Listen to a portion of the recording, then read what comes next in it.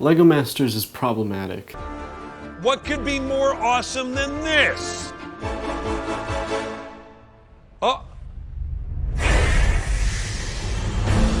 Look, it's the teleprompter.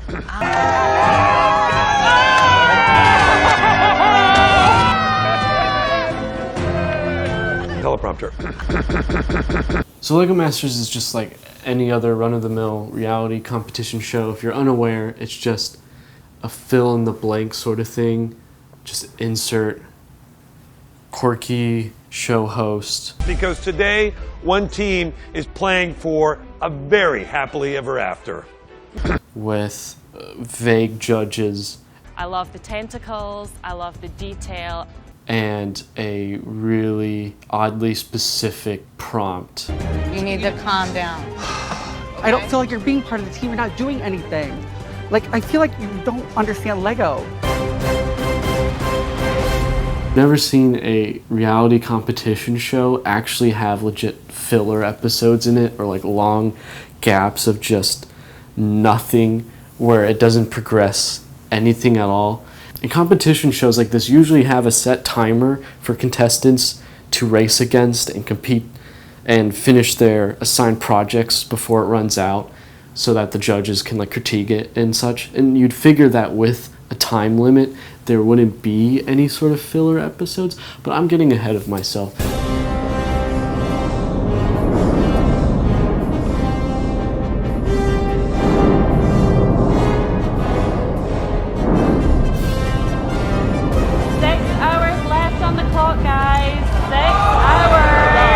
Attempting to describe LEGO Masters is like describing bread.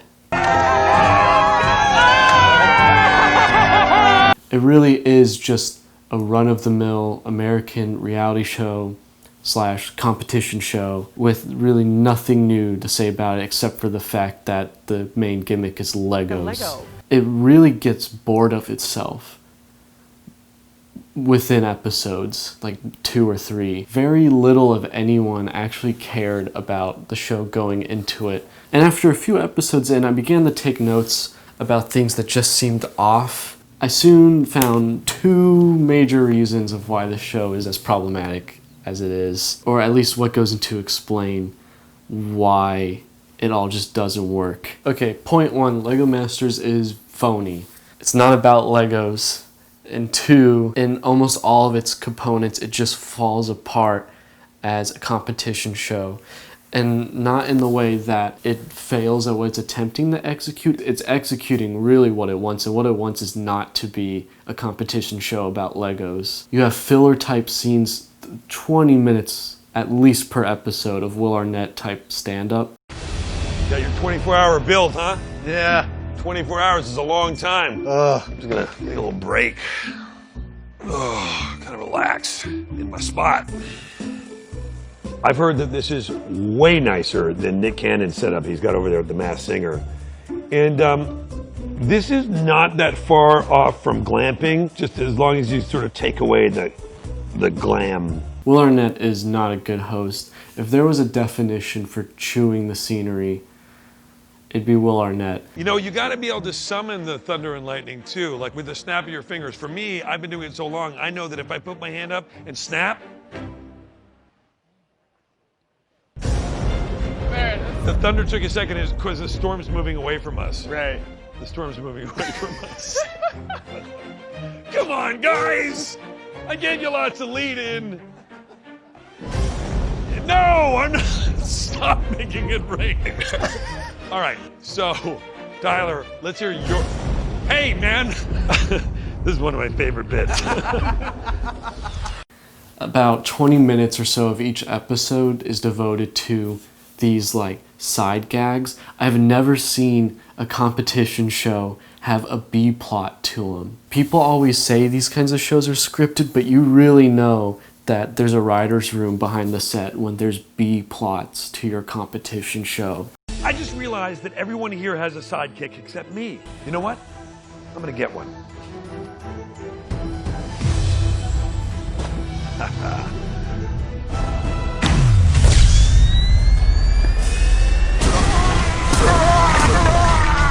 I saw a sidekick signal. Yes, I did send a sidekick signal. I am so happy that I finally have a sidekick.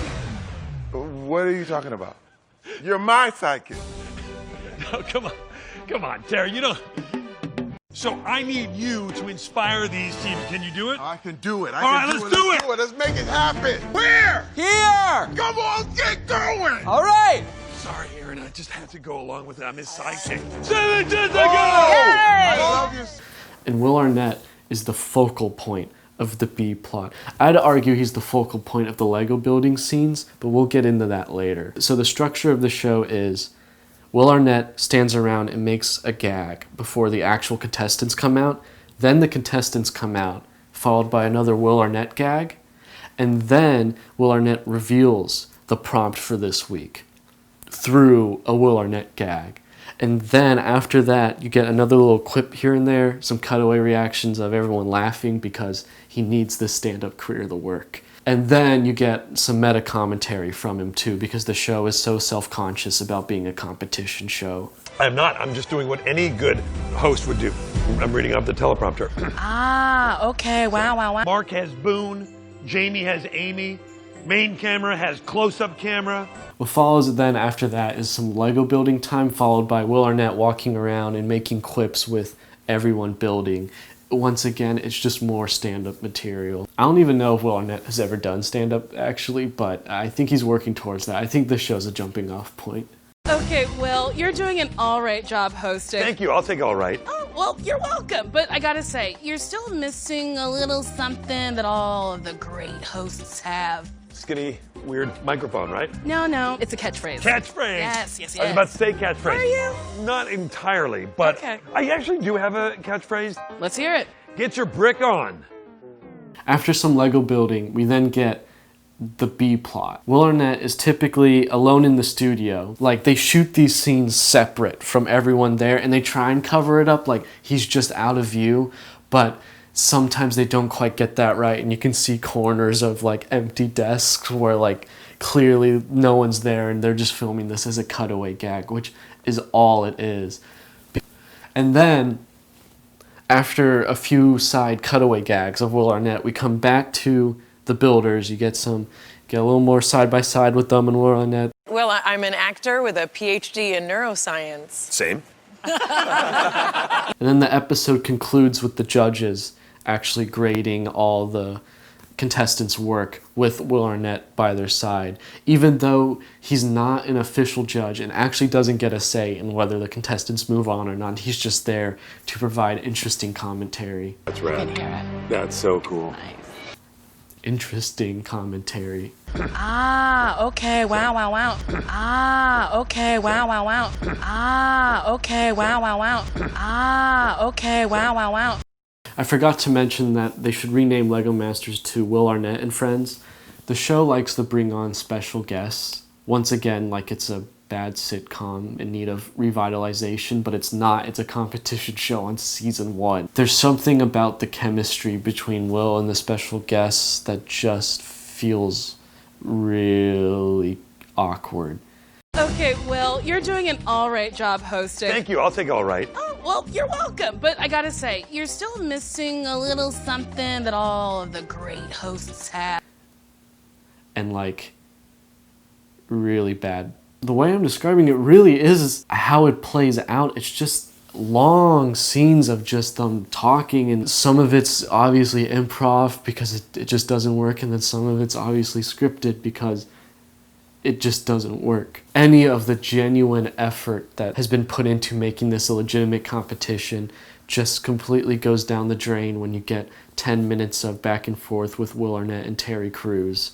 That's obviously improvised because all Terry Crews can come up with is doing his pecs thing. And it's almost like these Will Arnett scenes are intended to be the fun part of the show. Like the Lego building portions are just too gritty and intense. Legos are really creative and fun, and I'd love to see the show dedicate more segments to the actual, I don't know, Lego Masters building part of it. And this is completely unfair that so much time is dedicated to the Will Arnett stuff, because the actual competition aspect of the show is hardly fleshed out at all. They never really bother explaining like the judging criteria or how the time limit works. The contestants get 12 hours to build their issued prompts, and we don't get any sort of understanding of if they get a break in between, because it's all in one day. This is not a multi-day process. This is 12 hours straight. You are building for 12 hours. Do they get a lunch break? Do they get dinner? If the building is 12 hours, how long is the judging portion? I mean, you gotta set up all those cameras and the lighting. You gotta get Will together. How long is this process? And they don't change clothes or anything.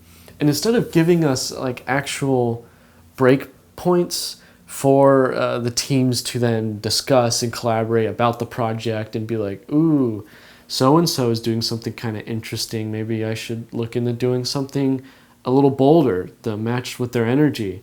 No, you don't get those. All you get is the typical, as simple as possible cliche of putting the contestants in front of a blank screen and having them recreate their reactions to whatever they saw, which is mostly just Will Arnett gags. I'm more nervous about the kids than about the Brickmasters because I have no idea what they're gonna say. That's amazing. This amazing Lego car comes out. It's Nicole Byer from Nailed It. She's hilarious. Oh my God. What's their living situation? We only get one one-off line towards the very end of the show where a contestant gives this offhand line to one of the judges no, it's to Terry Crews. To Terry Crews, where they're like, oh, I don't want to go home. I have such a nice hotel here. And it's like, wow, this is like, what, episode somewhere in the middle. And we just found out their living situation. Like, I was under the impression that they'd go with the face-off route. They all give them this big house to share. And so we get like a Lego house, and they each get like a different Lego-themed room or something cool like that. And I know I was just complaining about like the show not being very genuine, and that'd be a very cliched, predictable thing to do, but I really wanted to see the Lego house. And that's another big part of this show. That process of thinking, of getting excited at seeing this big array of Legos and like some fancy Lego house that they have to stay in, are the type of ideas that this show consciously avoids. They don't want to pander to any sort of Lego audience. On the second episode, the challenge is to build this grand Lego design for Will Arnett personally to smash in front of slow-mo cameras. And like, that looks cool and would be good for like a later challenge, I guess, but in trying to prove yourself worthy of a Lego fan audience, I don't know if it's the most sincere idea for on the second episode to be smashing and destroying Lego. And what makes this even better, and even more towards my point, is that the contestants themselves were uncomfortable about smashing their Lego pieces. So how does the show cope with getting bored of its Lego identity? Well, it tries to be absurdly meta. This is the case with Will Arnett a lot of the time. And maybe it's just the fact that he's left to improvise a lot of his jokes, and self-awareness is a very easy sort of go-to for improvisation. But I like to think that it's just the show trying to be smarter than it is, or at least quirkier than it is. Most of the time it just comes off as insincere and cheap, and just like, why do you need to show us that Will Arnett is reading from a teleprompter? Doesn't that just make him seem kind of phony? I mean, I thought that those were like the improvised parts of the show, and a lot of the contestant stuff was scripted, but I guess not. I guess a lot of the Will Arnett stuff is scripted too. Wow. That's fun. Stash, Christian. As you can see, we were not expecting any of these bridges to hold so much weight. Okay, what do we got? 25. Okay. We had to get weights from the camera department. How unprofessional do we look as a television show right now? Not only are we going to find out who wins the golden brick, we're also going to find out who's getting fired from the show. Will Arnett likes to pick apart the conventions of shows like this, but the show loyally follows all other conventions of this type of genre of competition shows. I mean, you have the expert judges who don't need to be experts, but you know, they have to be for a show like this. They have to follow that convention, I guess. And then you have the absurd 12-hour time limit. You don't have to make it 12 hours in one day for the stakes to be so high. Like, everyone knows they're getting breaks in the middle. And so it's fighting so hard to not be a competition show about Legos by acknowledging that it's a competition show about Legos. And amongst this identity struggle is all the prior things I've described and more that I've yet to get to. It's really just a confusing mess, and the meta qualities don't help, and they're not funny, and they just detract from the show. I don't care if you're self-aware about it. I just want to see the contestants build with Legos, and there's so little of that in this show. What? No way. Yeah. Another fun point of LEGO Masters' phony qualities is definitely the product placement. And you see this all the time in shows like this. But the key difference with LEGO Masters is that typically with a competition show, whatever product is involved with the competition, that's a part of the grand prize too. And it's like product placement, but also like it just makes sense. The product is in the show, it is an essential part of the show. LEGO Masters, on the other hand, doesn't have any Lego product placement in it really. A lot of its product placement is like Apple based. For this week's Brick Tip, we're talking about design methods. When building in microscale, you can see that every stud matters. How you use studs, when you use studs, and how they can make your model even better is really important that you use them strategically. Oh, and if you're wondering about the grand prize is $10,000 and the title of LEGO Masters, as well as a LEGO trophy, which I feel like is fair to bring up in the phony section of this argument, because there's nothing more phony than getting a LEGO trophy. I mean, couldn't someone just watch the show and just build it themselves and be like, I'm the LEGO Master? And in other ways that they try masking the really poor judging is by trying to make the show seem like its stakes are higher than it is. Like the hiring of expert judges when you don't really need experts to judge it. But I would have loved to see that Kraken actually be enormous. Sure. And for you guys to push yourself a little bit more. Okay. Exactly how I imagined it with googly eyes. I'm gonna give this a 10 out of 10. 10 out of 10. Wow. Woohoo! One, hire a lot more. Get a big plethora of LEGO fans and LEGO connoisseurs who just are just as crazy as the contestants about it, and put them all in this row, and that's who judges. And Will Arnett can throw out some kooky jokes halfway through about specific people's answers and stuff like that. Throw out the title of experts because it's just a talent show, essentially. Like, there's a lot of skill in the designs. I couldn't do what they're doing, but there's no skill progression, if you know what I mean. There's no judging of whether so-and-so gets better as the series progresses, and that determines whether they should leave or not. Get rid of that idea completely. It doesn't work. And there is only one duo of all of them that seek to become kind of Lego builders as an occupation. They don't ever really clarify. They just state that they quit their jobs to become full-time artists. And the show really focuses on that. And even though they had some really shoddy builds at first, like, they made it to the end, and it's definitely because of that. So the show can keep throwing that out there, like it proves that there's some worth to the really pointless judging. Just like LEGO Masters, I feel like I haven't talked about the LEGO portions of the show enough. Really, there's not a lot to describe. The challenges get uninspired really fast, and there's only a handful of challenges that actually utilize creative LEGO points. Challenges will be super vague. Star Wars or amusement park. The best episode in the show actually utilizes a really good challenge that intertwines with kind of Lego building in a more creative way than the others. I mean, the episode is still not that great, but it's the only point in the show that there's an interesting challenge. The mini challenge at the beginning is a classic like physics project type where you build your little race cars, put them on a slope, and you speed them down. Like, that's really creative for Lego building. There's points for who makes it first, and then there's points for whoever designed the coolest looking one, and that's a good balance of it. So that the people who have a more creative side can win something, and the people who are more about the architectural, like building the perfect Lego car that can just zoom by because of the way it's designed, like those people get a chance too. And then the actual challenge of the show is they have to build a Lego bridge that can withstand the most weights. So this is going to be 400 if we get this on. Okay.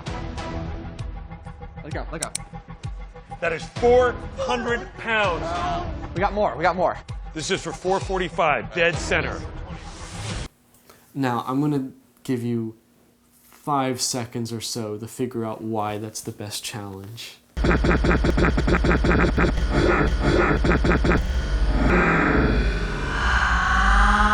Because weights are objective. Essentially, they build a Lego bridge and then the judges will stack on a 5-pound weight, a 10-pound weight, and whichever bridge lasts the longest and is the most structurally sound wins. So in the end, the judges can't throw out, oh, it looks cool here, but it looks kind of dumb there kind of critique. What are they going to do? Say that the weights aren't the size that they are and that the bridge doesn't collapse under the weight that it does. So it's one of the few challenges where the judging is fair, except for one point where it falters. The bottom 2 bridges are then compared by the way they look. The worst episode by far is the last episode. They completely give up on the challenges and they're just like, create whatever you want. It's your time to shine. It's about creativity, and they try to wrap it up in like some sort of theme about how Lego unites creativity and something just silly like that. But my favorite scene, my favorite unintentionally funny scene, comes from the last episode. So Will Arnett pulls a quickie on them in the finale. I thought for sure that it'd be, once again, like the previous shows I mentioned, and they'd bring on all the past contestants to help out with this big build. That's not it. The actual surprise is Will Arnett brings on all their families, because their families are so proud. And my favorite bit is with the newlywed married couple duo. So the wife is pregnant, and it's not made clear that the family doesn't know this. So in an epic Lego Masters reveal, she decides to tell all the family right then and there that she's pregnant, and their reactions couldn't be more unenthusiastic. They don't even look disappointed, they just look like they don't know what to say, but not in like a surprised, shocked way, just in a I wasn't handed my lines way. And in the end, this scene just served to prove why the newlywed couple won. It wasn't about the Lego building skills, because frankly all the pieces looked good. It was just the fact that they're a newlywed married couple whom are about to raise their first kid, and it would be the right thing for the judges to give them the $10,000. And that shouldn't be how the show ends. If you look at the reviews for the last one, everyone obviously felt cheated by this. It shouldn't be about the personal matters, but guess who was in the room with the family during this reveal? The judges, just standing there like they have all season. If there's one thing that the last episode escaped from that the earlier episodes had a lot of trouble with, was balancing the way that contestants are eliminated. Typically on shows like this, the judges will pick a certain group of contestants that are not bad, not good, but are safe and can for sure move on to the next round, and they keep the best and the worst, and they leave you as an audience scrambling. Who's the best one and who's the worst one? And sometimes it's really obvious and sometimes it's not. It's a fun little twist. However, on Lego Masters, they don't do this for some reason, and they decide that they're going to critique everyone's at once. It just takes forever. Once again, Lego building times are really short. You have the elongated Will Arnett intro where he explains the prompt, the Lego building time, and then the really long filler B-plot Will Arnett stuff. And now you have this really, really long judging period. So the actual Lego building time is really short, and this judging time is absurdly long. The pieces all look cool. I mean, I'd like to see how it's done though. There is a little side bit where the judges will give Lego tips about how to do these pro Lego build moves. And this side bit is in the ads during the break. It's not in the actual show. Every stud matters. How you use studs, when you use studs, and how they can make your model even better is really important that you use them strategically. And often we want to make sure that we keep these buildings super clean so you can see every little detail. Thanks for watching. And don't miss the grand finale of Lego Masters, Wednesday on Fox. I think that sums up the point of the show in total. If you want the freaking Lego tips, you have to sit through just dumb product placement type ads. I actually don't know how that sums up the show, but it's frustrating, and the show's frustrating. In a way, I guess the show just doesn't understand Lego. Another side bit would be the YouTube account that posts all the clips for the show. They are just as poorly done as the show itself. I mean, the editing on the clips, and the trimming down is really jarring. Like transitioning from the actual Lego clips to the outro of like, follow us on, it just, they cut mid-sentence a lot of the time. We don't need your family right now. We're your family. I need them later. We're your family.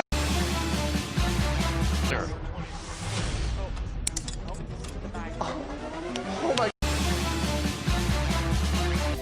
Mark and Boone. What's up? How we doing, guys? Your halftime pep talk was great. unlike anything I've ever experienced Come on, be before. real. Is that true? In the course of this challenge, we've gone from being real miserable about what we got to being stoked about our story and our hero. If there was a word to sum up Lego Masters, it'd be problematic. Using the form and carrying it through. Really solid model. Thank you so much. And awkward. Something like this high sign, high bomb. And Will Arnett improv. Food cart tower, where your eating experience comes alive. So in all, if there was a point to this, it'd be Fox, hire me for your Lego Masters YouTube channel. I mean, I could do so much better. There is still hope for Fox, even after Ultimate Tag, which premiered last week. Hey guys, it's the Watt Brothers. Wednesdays. Get ready. We are taking the game of tag to an ultimate level. Join football's Watt Brothers. Welcome to the fastest and most intense game you've ever seen. It's the ultimate test.